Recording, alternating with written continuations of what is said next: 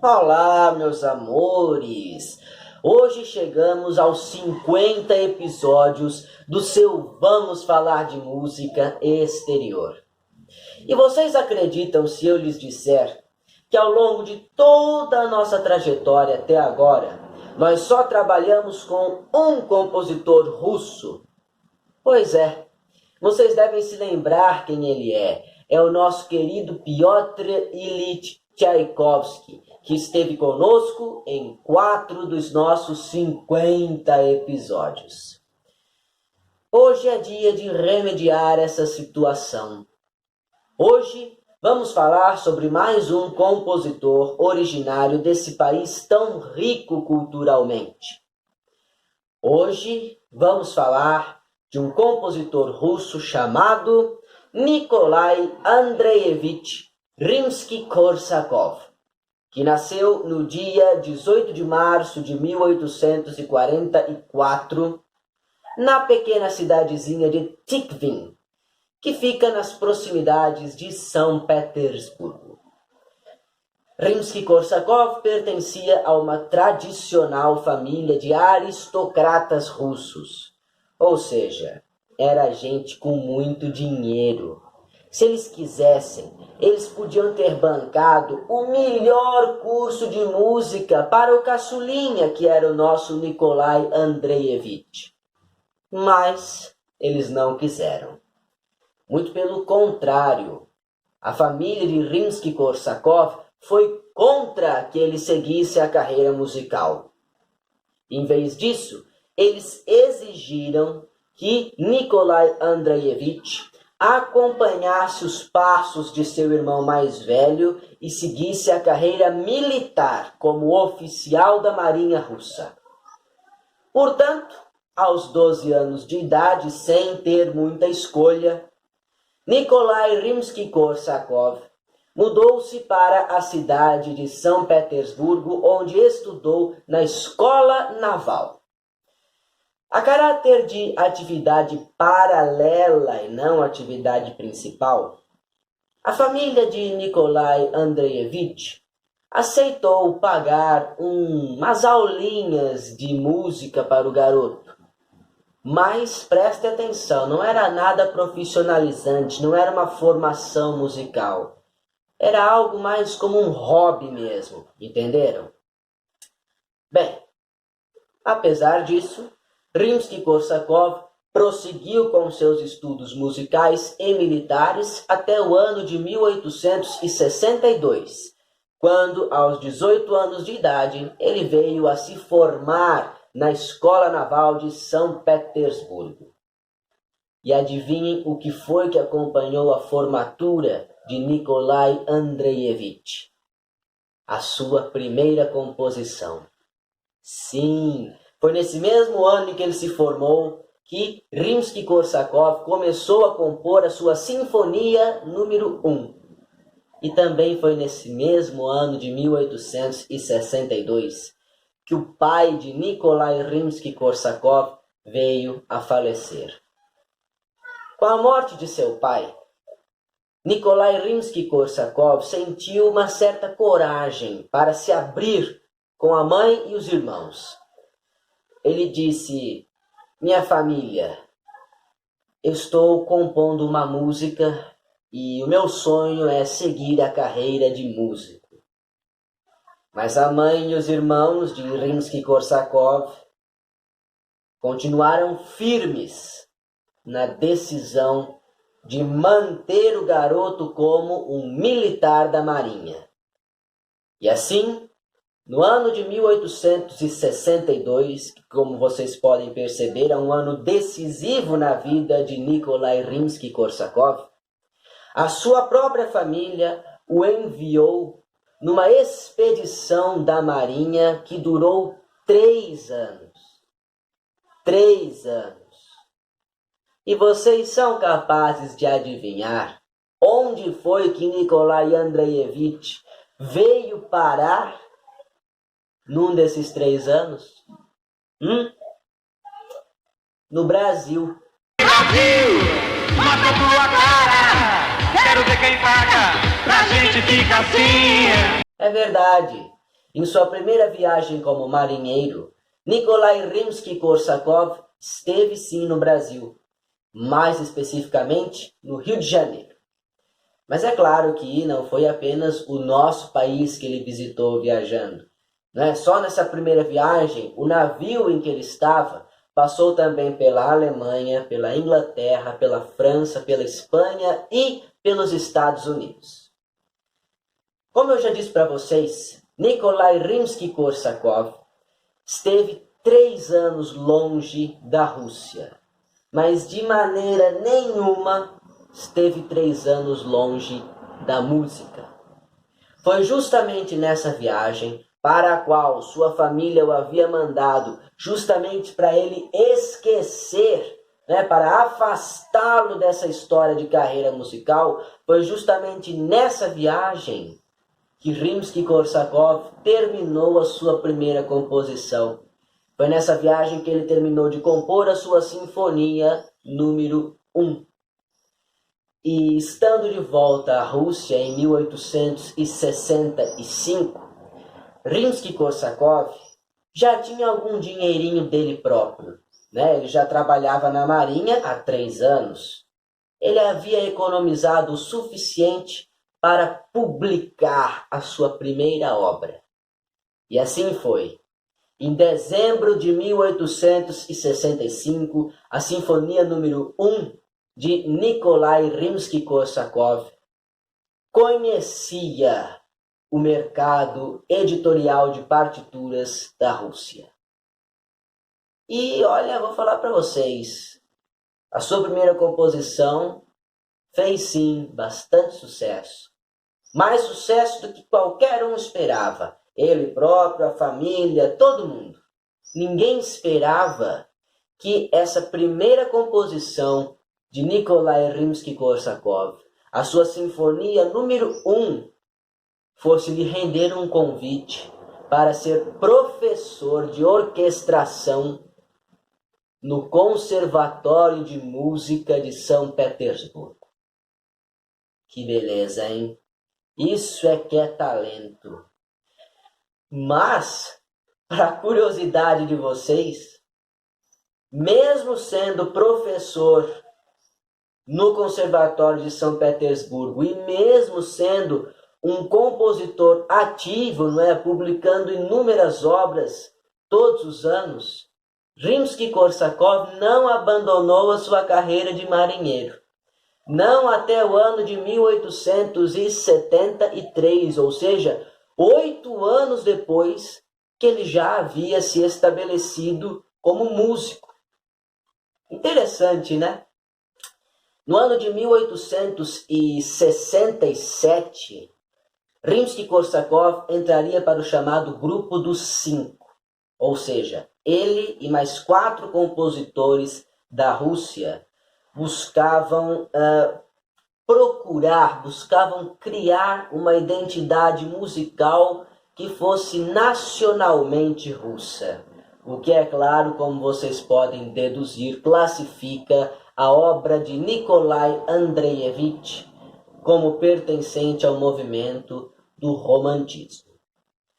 O nosso compositor de hoje foi professor no Conservatório de São Petersburgo até o ano de 1905, quando acontece aquele episódio que a gente estuda na escola como Domingo Sangrento, uma manifestação pacífica do povo russo em frente ao palácio do czar, pedia por melhores condições de vida e foram recebidos com uma violência brutal e repressora.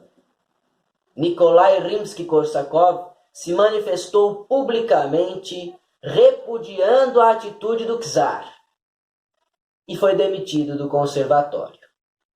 Mas ele pouco se importou com isso. Ele abriu uma escolinha de música em sua própria casa.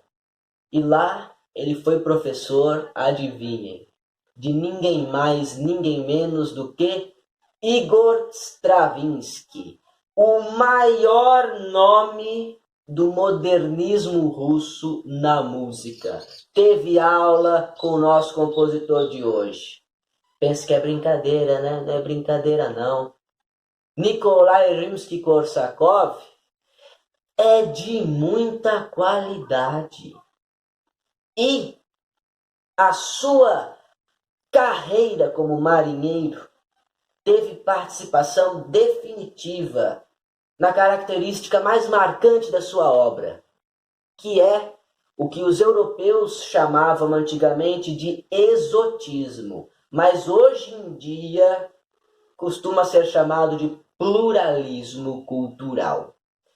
Ou seja, como o Rimsky-Korsakov viajou o mundo inteiro na marinha, ele conheceu culturas muito diferentes da sua.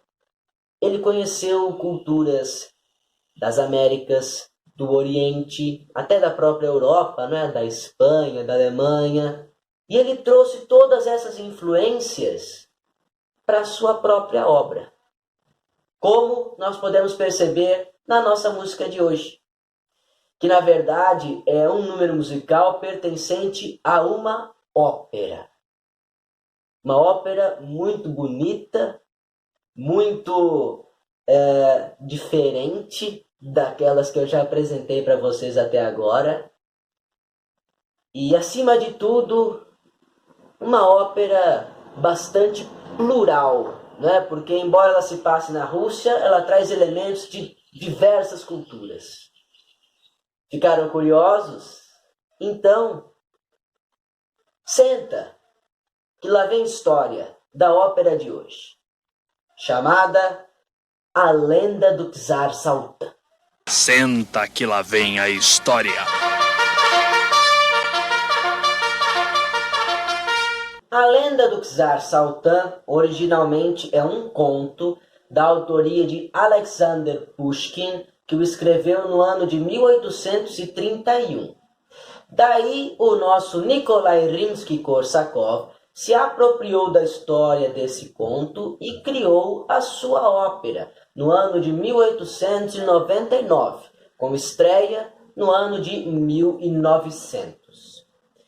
A música da ópera de Nikolai Rimsky-Korsakov tem muita influência oriental, perceptivelmente influência oriental, em específico das Arábias, como é muito fácil da gente perceber assim que a gente escuta qualquer uma das músicas dessa ópera.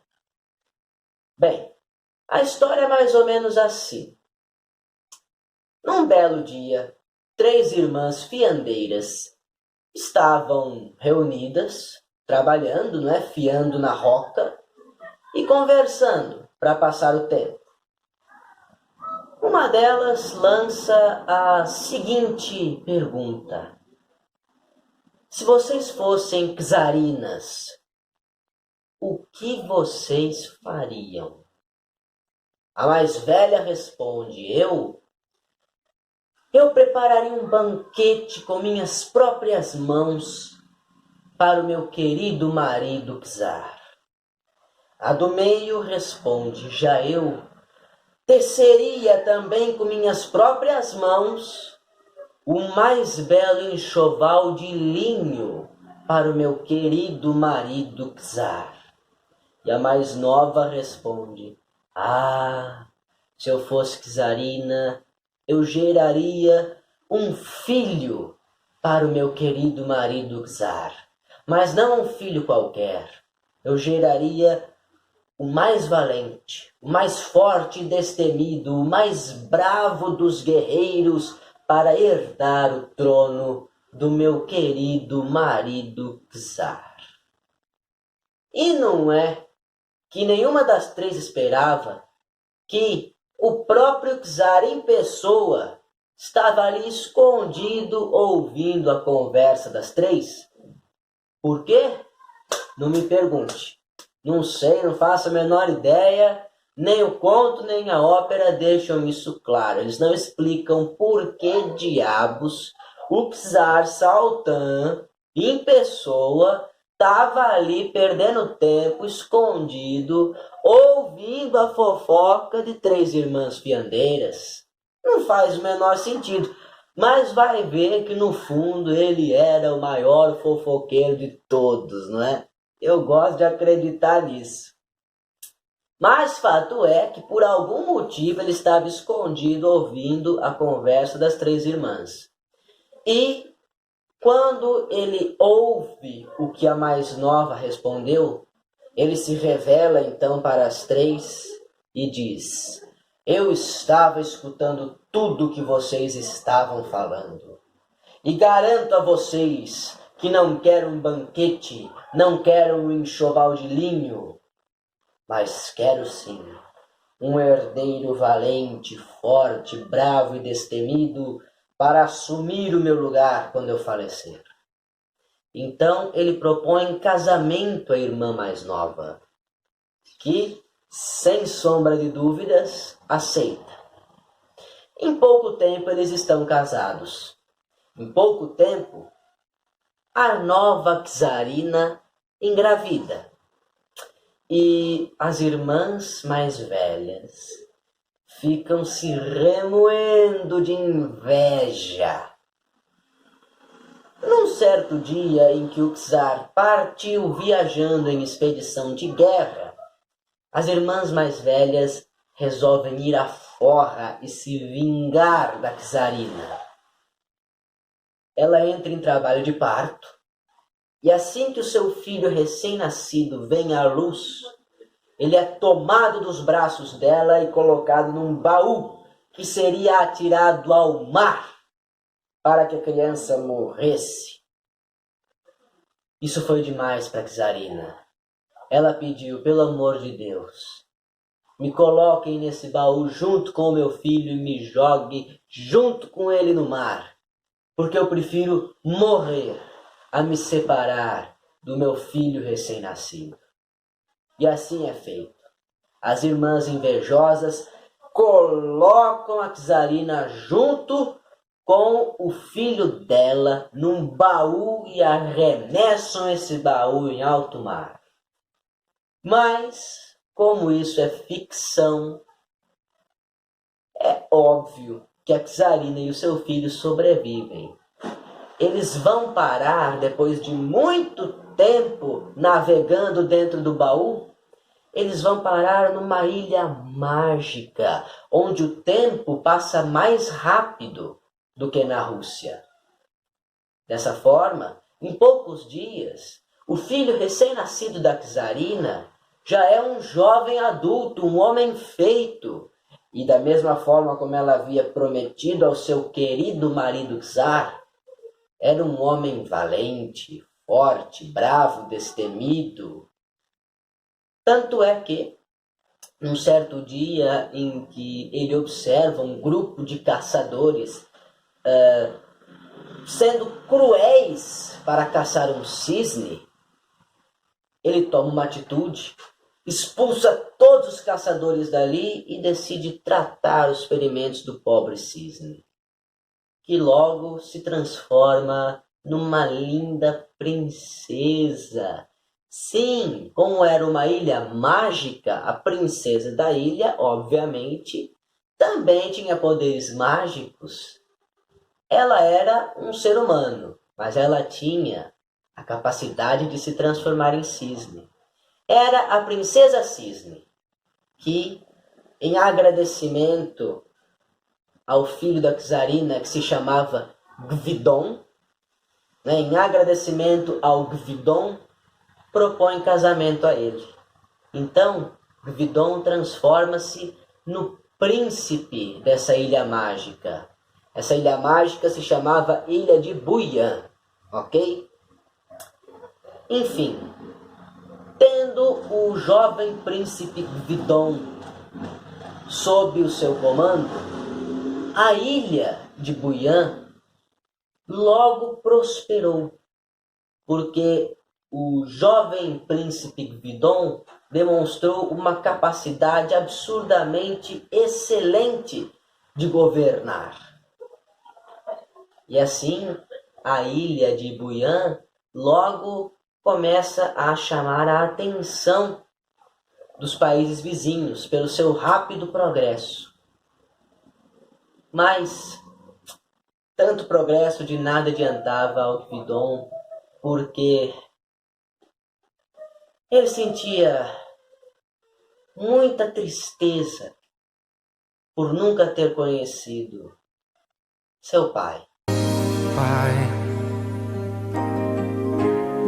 E aqui se encontra o primeiro e único número musical que eu selecionei para vocês dessa ópera. O Voo do Zangão. Sabe por quê? Porque a princesa Cisne percebe essa tristeza congênita do seu amado Gvidon e tem uma ideia. Ela chega para ele e diz assim: meu amor, se você pudesse conhecer o seu pai, você ficaria muito feliz, não? E ele responde: mas é claro. Então, vamos fazer o seguinte. Eu sou uma princesa mágica, eu tenho poderes mágicos. Então, eu posso transformar você num inseto para que você vá daqui voando até a Rússia conhecer o seu pai. Sim, porque o Gvidon nunca tinha conhecido seu pai, mas ele sabia quem era.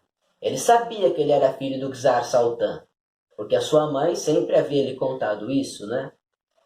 Então, o Gvidon adora essa ideia da princesa e aceita ser transformado num pequeno inseto para voar rumo ao seu pai.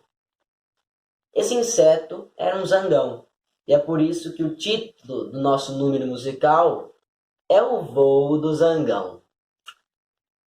Eu vou deixar para vocês, então, na legenda do vídeo, 2 links.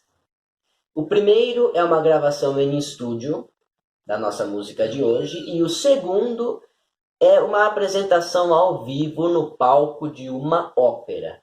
Porque essa música ela toca justamente no interlúdio do terceiro ato, em que o príncipe Gvidon, transformado em Zangão, voa, né? Por isso o voo do Zangão, ele voa da ilha de Buyan até a Rússia.